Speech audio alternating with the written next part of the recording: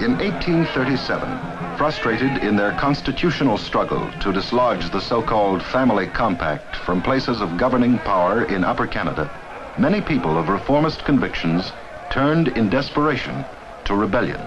By December the 4th, a growing force, rallying to the call of one William Lyon Mackenzie, had assembled at Montgomery's Tavern outside Toronto. In the worsening situation, the hopes of moderates had been placed in Robert Baldwin, a leading reformer, in spite of the fact that Baldwin had withdrawn from all political life since his wife's death 2 years earlier. Still in the shadow of his personal loss, at the moment when his public leadership was most needed, Robert Baldwin was also troubled by a secret he felt bound to share with no one.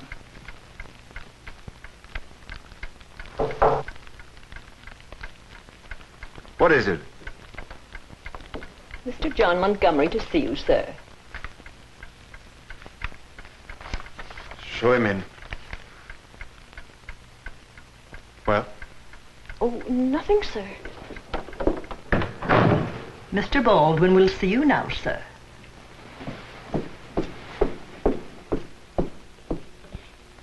He's reading her letters again, Mum. Jenny, what Mr. Baldwin does is... Mr. John Montgomery to see you, sir. Show him in. Well? Oh, nothing, sir. Mr. Baldwin will see you now, sir.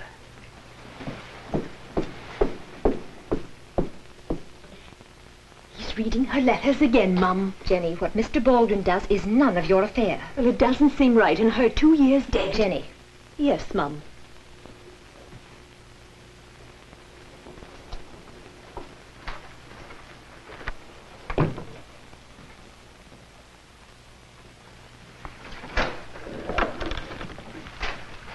Come in, John. Lowndes and Matthews not with you? No, I wanted a word with you before the others got here. Was I right in thinking that your sister-in-law wasn't too pleased at the sight of me? Oh, you mustn't mind Charlotte. Her family compact background weighs heavily on her at times. Well, John, it's been a long time. Robert, I'm worried. Oh? It's Mackenzie. He doesn't seem to know his own mind. At first, all the talk was demonstrations and meetings. Well, that's fine with me. Nobody's liable to get hurt much demonstrating. And now? Well, things have changed. They're carrying arms, and it's all how we're going to take over City Hall and set up the new government. It's a dangerous situation, Robert, and growing more so with the help of that fool in Government House. Yes? There's 2 more gentlemen to see you, sir. They wouldn't tell me their names. You talk to them, Robert. Maybe you can make them see some sense. Show them in, Jenny. I doubt if what I'll have to say will suit their present mood. I have no sympathy for rebellion. Well, tell them that. They'll listen, Robert. The reform movement owes you a lot. Everyone knows where you stand. Stood, John. Stood. I have no intention of re-entering politics. Talk to them, Robert. That's all I ask. Peter. Good evening, Robert. It's a bitter night. I'll warm myself if you don't mind. Hello, John. Peter. Samuel. I'll come to the point, Robert. We want you to join us. In armed rebellion? We're going to stage a great demonstration, nothing more. You're our man, Robert. With you on our side, we can't lose. There'll be only a handful against us. A bigger handful than you're counting on. You misread the public temper if you think Upper Canada is ready to support a show of arms against the Crown. You're the one who's out of touch with popular feeling, Robert. The countryside is with us. If you join us, it'll be a signal for the few still hanging back. We can be loyal to the Queen and still be free. I'm pledged to constitutional reform. With patience, we'll get it. We've had a belly full of patience. What did patience get you in England? The Colonial Office spat in your face. You're a fool, Robert, if you think we're going to get what we want by sitting back and waiting for it. Look around you, man. We've got no roads, no bridges, no schools, nothing but this rotten family compact riding our backs. Well, of course these things are wrong. As for a demonstration, I have no objection to that. But if you carry arms, the government will have to arm against you. We'll have civil war. Who said anything about civil war? Would you really believe you can avoid it? The government will call in the regulars at the first sign of real trouble. Robert, come over to the tavern. Talk to the boys. It'll open your eyes. Be a lot of your old supporters there. Boys who used to vote for you. He's right, Robert. 'Twill do no harm to talk to them. You may save some bloodshed if you'll come. I'm sorry. That's no use. He's forgotten all his friends. Come on. Very well. Just remember, Robert, anyone who isn't for us now is no better in our minds than the family compact or Bondhead himself.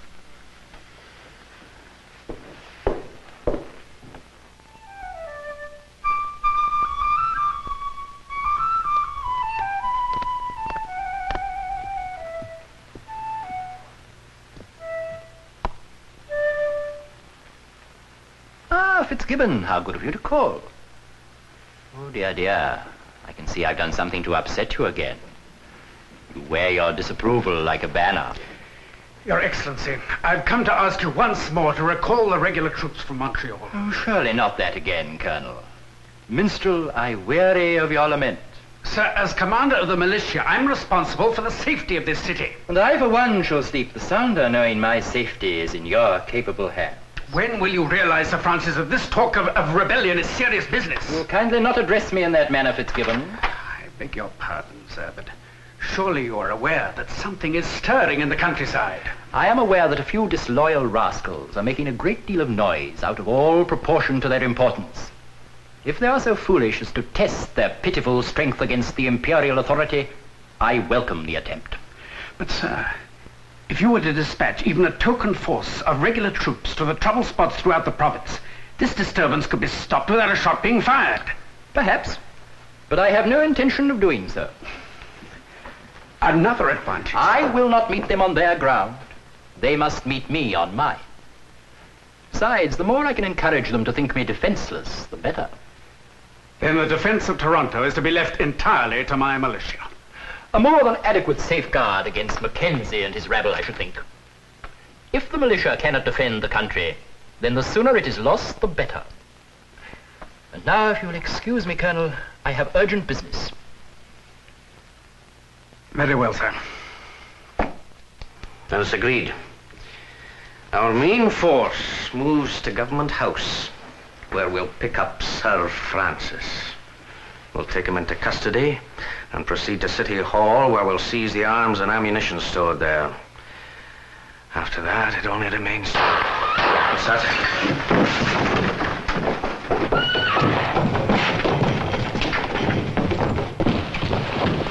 What's going on here? 3 men, Mr. Mackenzie. They tried to shoot their way through our positions. One got away.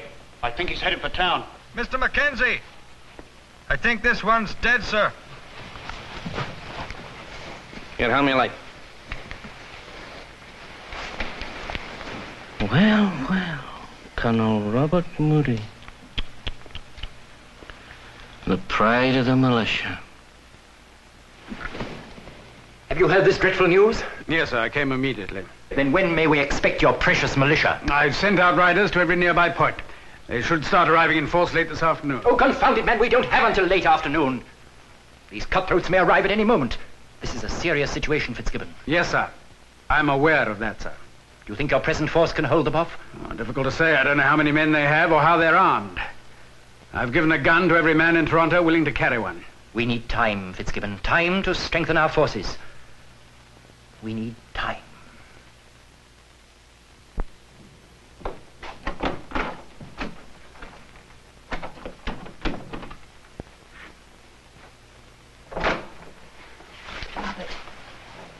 Dr. Strawn is waiting in the study. Oh? What does His Eminence want with me? Whatever it is, it's urgent. He's waited half an hour. Ah, Robert. Good morning, Dr. Strawn. What an unexpected pleasure. I hope, Robert, you're not still angry with me over our little disagreement about government support for our Anglican schools. No, of course not. Can I give you coffee? Now, I've something more important on my mind this morning than breakfast. You've heard about Colonel Moody? Yes. It's a dreadful business. We're heading for civil war. It must be stopped. I doubt that it can be stopped now. I've just come from the governor. Moody's death has shocked him. He has a favor to ask of you. Why, what vagary of arrogance does he imagine he can ask me favors? He wants you to carry a flag of truce to the rebels. To what end? I'll quote his own words. Get Baldwin to go and make peace with them. He's not the same man, Robert. What makes him think that I'm the right man for his purpose? They'll give you a hearing. I'm not so sure. What kind of peace is Sir Francis offering? A general pardon if they'll disperse and go to their homes. And their grievances? He promises them full consideration. In other words, nothing. Vague promises. They won't buy it this time, Dr. Strong. Robert, this must be settled. The governor's offer is sincere. Do you think I'd be here otherwise? You're more easily convinced of his sincerity than I am. This is no time for personal feelings, Robert. Well, what must I do? Good. We'll see the governor at once.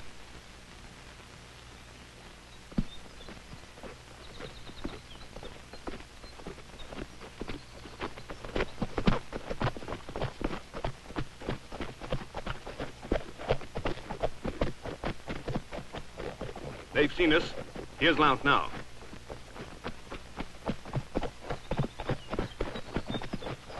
Well, we've been asked by the governor to bring you a message. You're running errands for the scum now, are you, Mr. Baldwin? I assure you, gentlemen, this whole episode is as distasteful to me as it must be to you. I am here solely in the interest of preventing bloodshed. The message, Mr. Baldwin. Complete amnesty if you disperse, and immediate attention to your grievances. It's a trick. Bonehead stalling for time. Is it a trick, Mr. Baldwin? In my opinion, it is not a trick. Your activities have made the governor realize for the first time the seriousness of the situation. You may tell the governor, Mr. Baldwin, that we accept his offer upon the following conditions. That a national convention be held immediately to consider our demands, and that His Excellency put his generous offer into writing. I have no intention of putting my offer in writing. I am not accustomed to having my word questioned. This is not satisfactory to Mackenzie and his rabble. There is no point in our continuing our discussion. Then you never seriously intended to negotiate with them. You may think what you wish, Mr. Baldwin.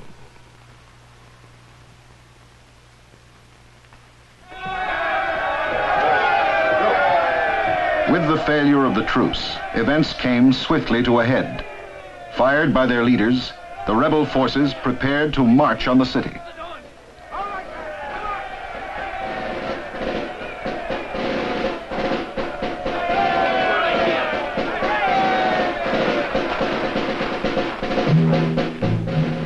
On the afternoon of December 7th, 1837, the Loyalist forces, under the leadership of Sir Francis Bond Head and Colonel Fitzgibbon, moved out of the city to waylay the rebels. They're here!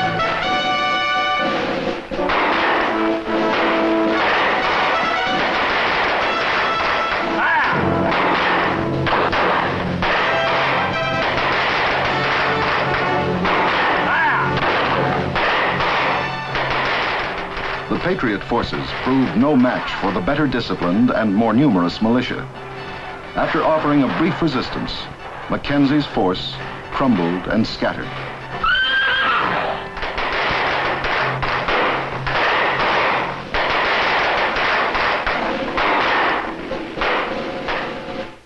The burning of Montgomery's tavern that evening signaled the end of all hopes for a successful rebellion in Upper Canada.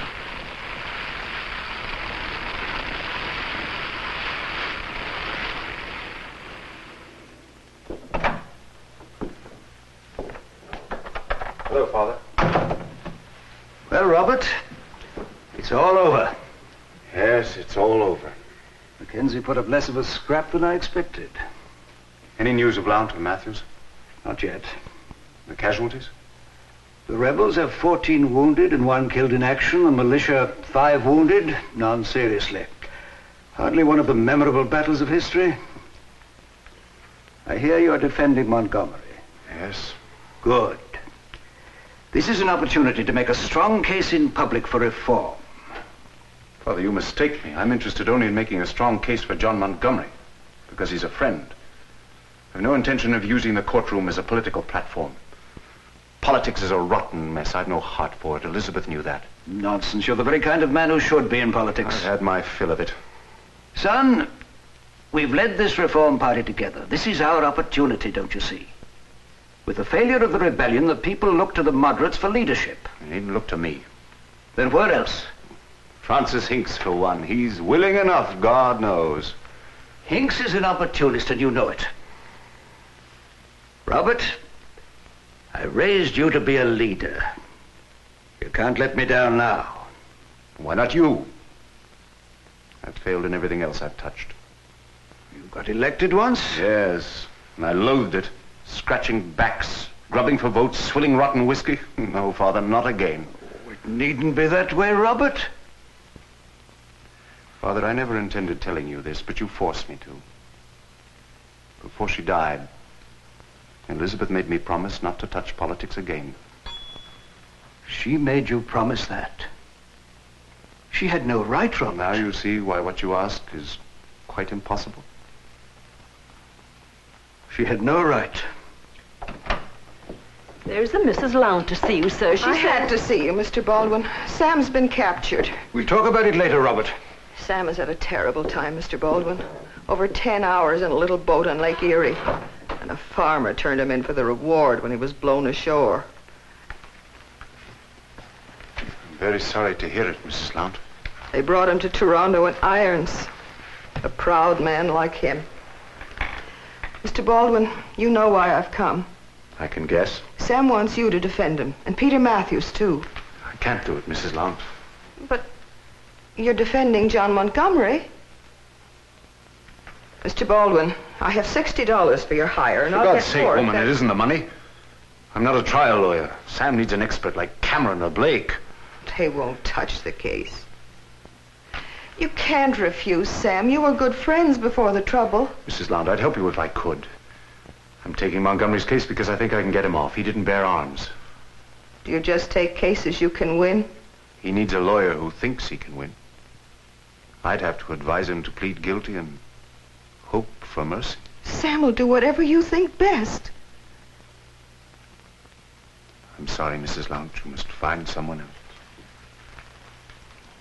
Sam's friends have been to everyone. They're all afraid. You're afraid, too. I'm only afraid of failing him. Sam isn't afraid, Mr. Baldwin. He's ready to stake his life with you. Is there no one who'll stand up for my husband? You put it that way, then there's no one but me.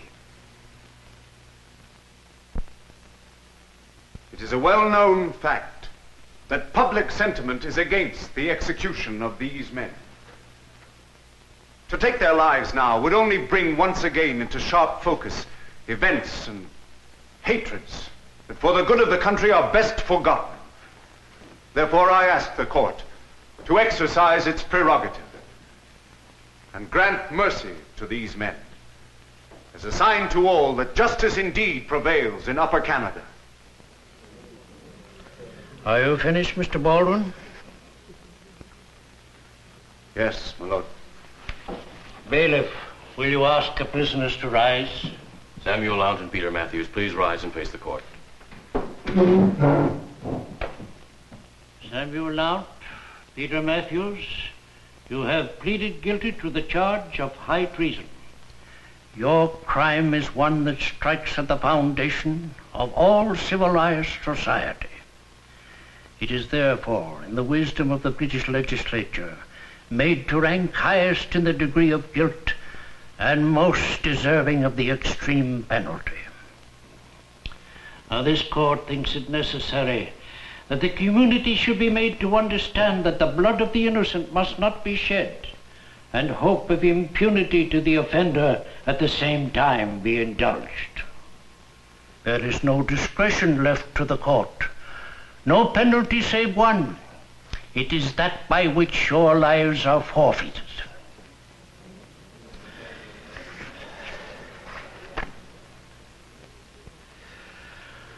The sentence of this court is that you be taken to the common jail and remain there until 2 weeks hence, when you will be led forth to a place of execution, and there hanged by the neck until you are dead. And may God have mercy on your souls. Into the viceregal residence on March 29th, 1838, had come a new occupant to replace Sir Francis Bond Head, who had been recalled shortly after the 1837 uprising. The new, and it was hoped more moderate, Lieutenant Governor was Sir George Arthur. Your Excellency, I have come with Mrs. Samuel Lount to make a final entreaty on behalf of the 2 prisoners, Samuel Lount and Peter Matthews, who are to be executed tomorrow morning at 8 o'clock. I can see no reason to exercise clemency in this case, Mr. Baldwin. I have new material to lay before you, which I believe you will wish to consider. Well, what is this? Petition signed by 8,000 persons, loyal citizens of Upper Canada, asking you to exercise a pardon on behalf of Lount and Matthews.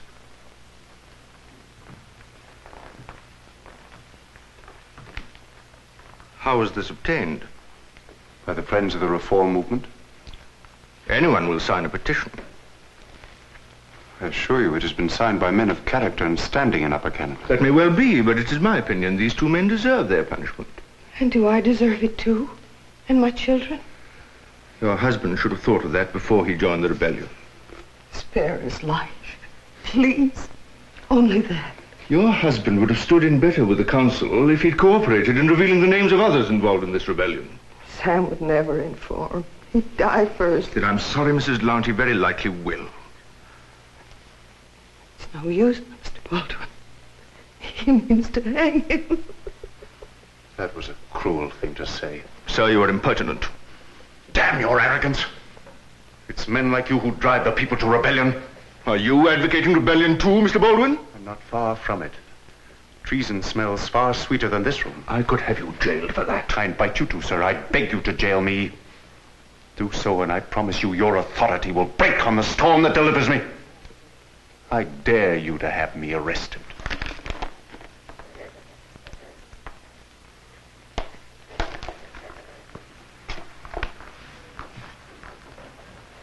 I spoke in haste, Mr. Baldwin.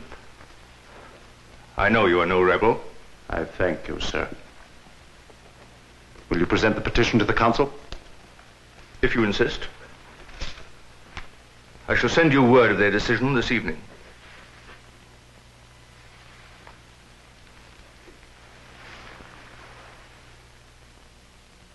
I've covered the province from Kingston to London.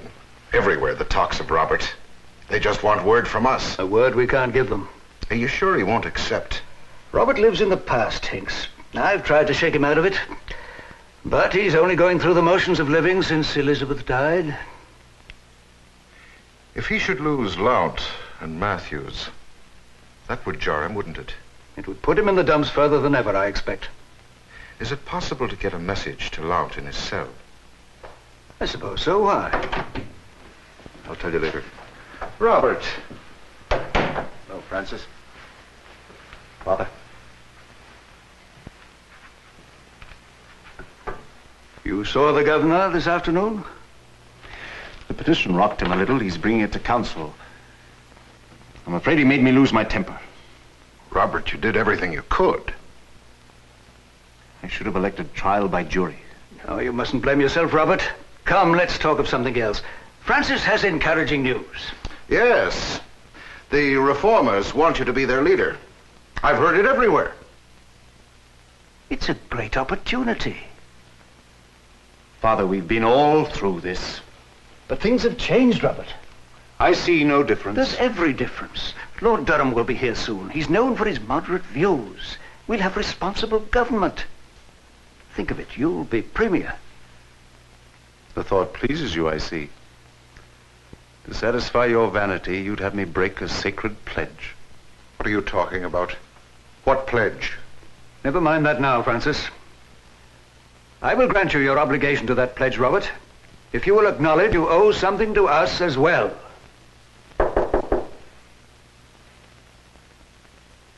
Come in. Here's the letter, sir. The governor? Did he?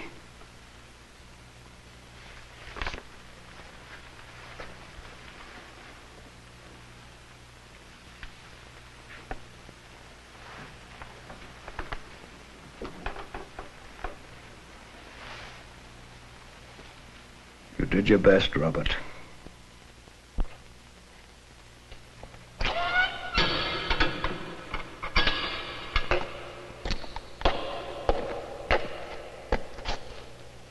Samuel? What is it? There's a letter for you.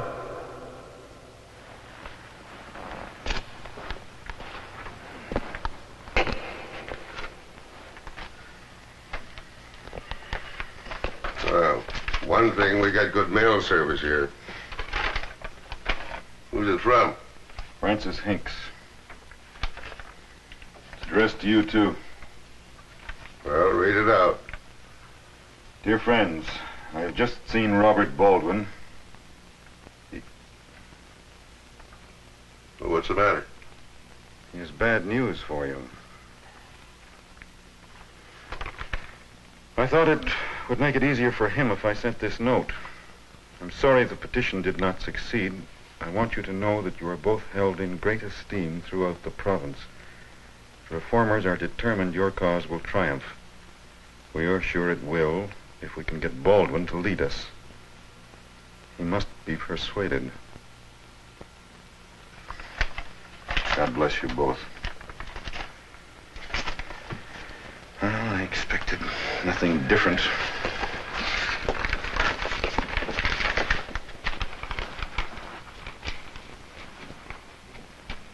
Still, it's hard to know. When they let Montgomery off, I thought we had a chance. Chance? Rot in a prison colony? Me for the last high kick in the wind. It's the wife and children I think about. Yes, there's that. If only we could be sure it wasn't for nothing. Visitor.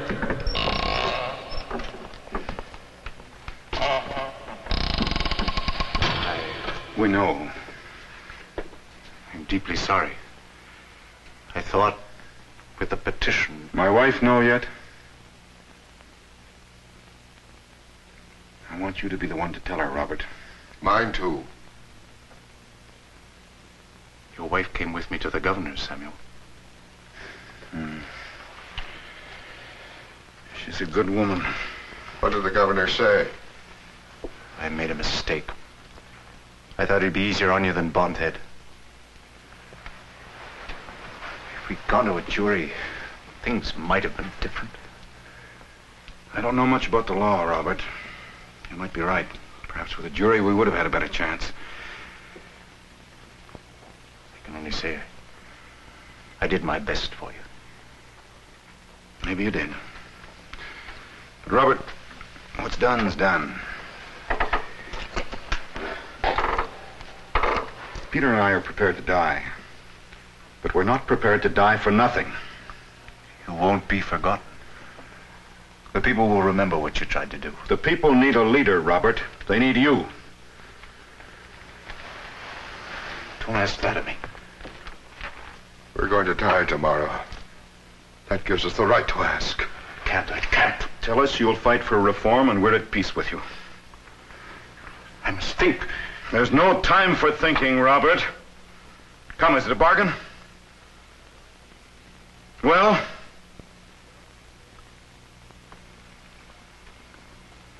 May God forgive me. I will do what you ask.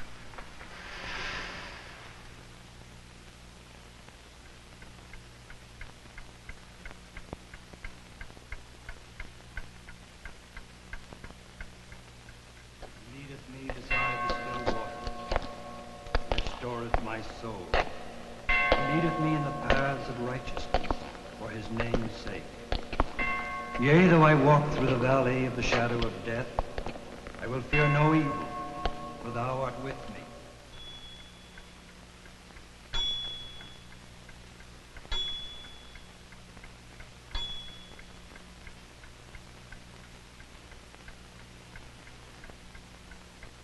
Forced by pressure of events to return to active political life, Robert Baldwin went on to lead the Reform Party. And after 12 years of bitter struggle, he joined with Louis Hippolyte Lafontaine to lead the first responsible government of the Canadas.